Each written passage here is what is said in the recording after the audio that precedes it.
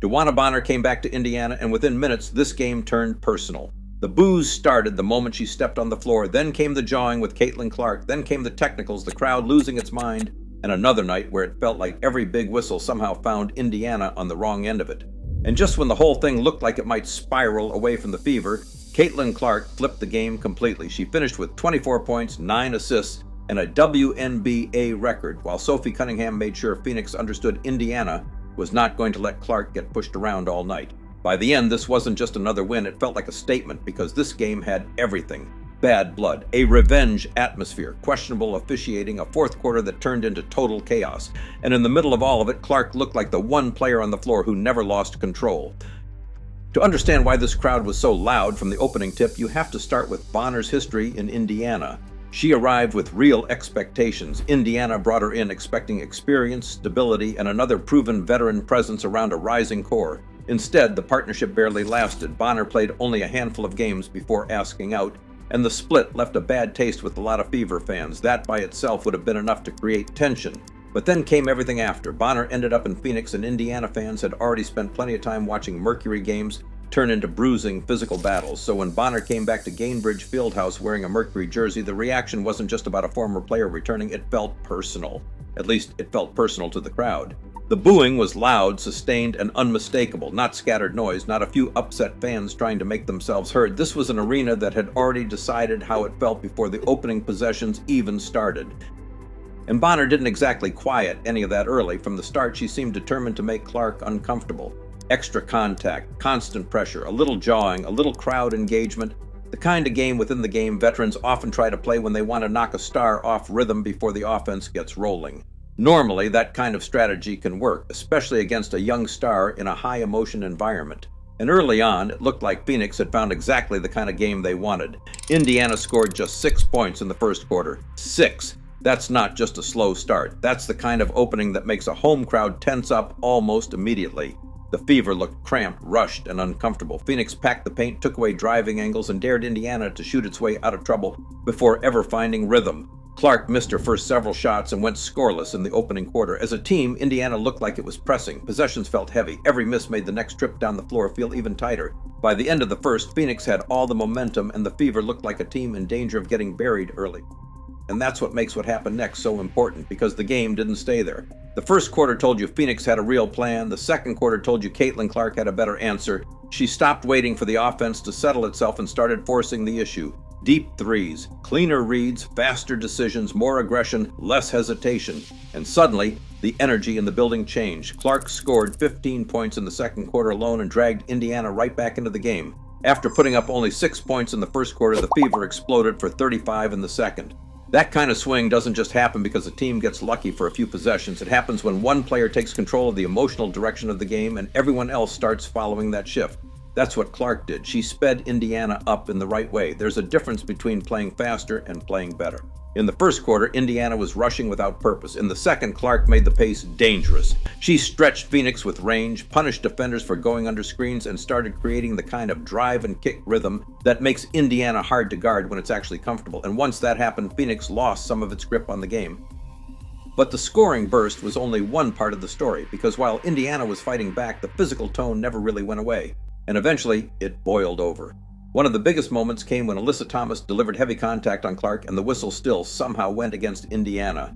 That sequence lit up the building. Fans were furious, Clark was furious, and it felt like all the frustration that had been building all night suddenly came rushing to the surface at once. That's when the game stopped feeling tense and started feeling chaotic. Bonner got in Clark's face, players rushed over, tempers flared, coaches stepped in, officials started sorting through everything, and the whole moment turned into exactly the kind of scene Phoenix probably thought would work in its favor. The problem for Phoenix was that Indiana didn't back down, and Sophie Cunningham made sure of that. What Sophie brings to games like this is simple. She understands that some teams go after Clark on purpose. Sometimes it's physical, sometimes it's verbal, sometimes it's about turning the game ugly and hoping Clark gets more focused on the chaos than the basketball. Cunningham clearly sees that pattern, and she plays like someone who has decided that if opponents want to turn it into that kind of night, they are going to pay for it. So when things escalated, Sophie stepped in immediately, not to smooth it over, not to play diplomat, to make it clear that Clark wasn't standing there alone. That matters more than people think.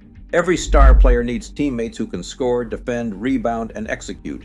But they also need teammates who understand the emotional economy of a game.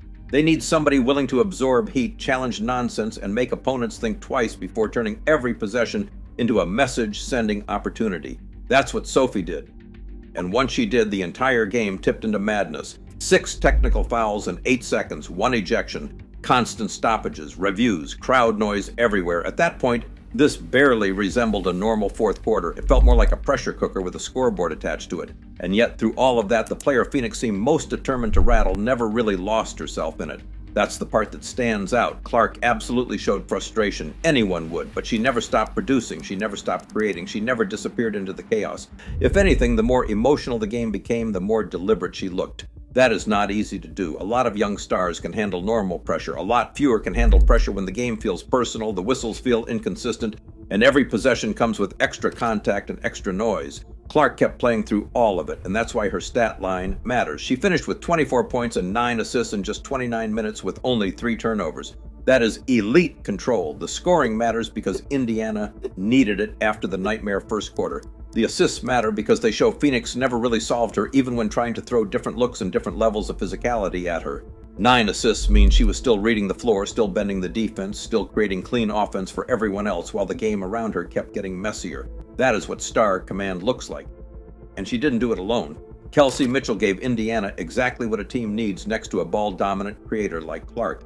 She gave them real scoring relief, not empty touches, not bailout minutes, real offense. Mitchell's shot-making meant Phoenix couldn't just collapse everything toward Clark and dare somebody else to do damage. Every time the Mercury defense tilted too far, Mitchell was there to make them pay. That's what keeps a comeback alive. One player changes the momentum, another player makes sure it turns into actual points on the board. Lexi Hull helped too, even if her impact won't dominate the highlight clips. When Hull knocks down open shots, Indiana's spacing becomes so much more dangerous. Suddenly, help defenders have to hesitate. Suddenly, the corners matter. Suddenly, Clark has more room to operate and Mitchell has cleaner lanes to attack.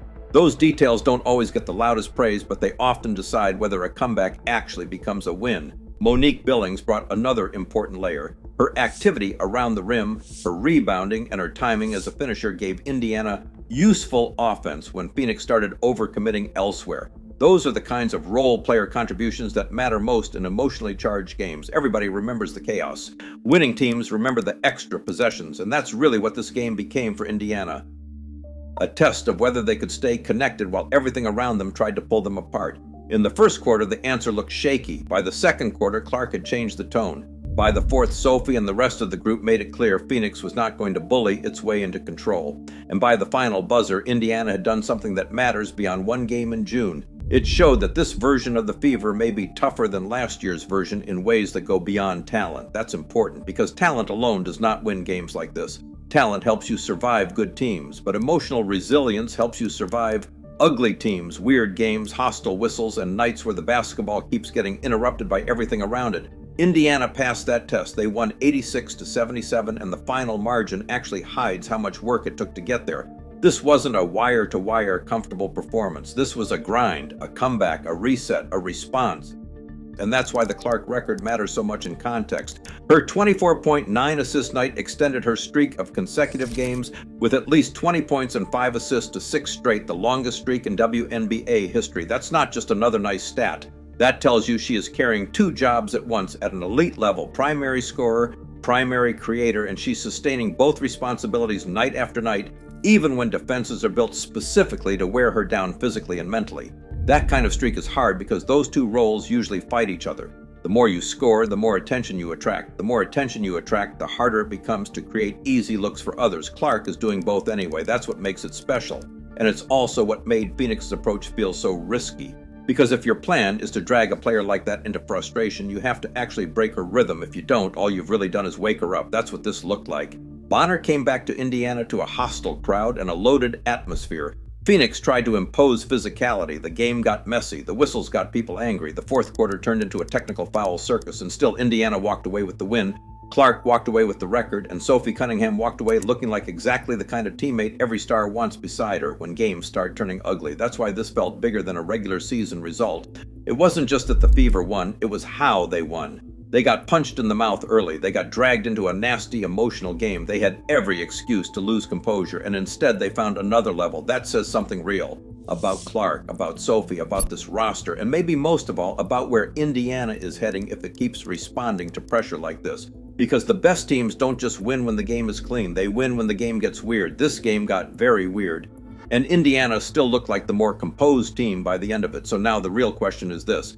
Did Phoenix make a mistake by trying to turn this into a fight instead of just a basketball game? Because once Caitlin Clark found her rhythm and once Sophie Cunningham drew a line, the Mercury never really regained control of the night, and that may end up being the biggest takeaway of all.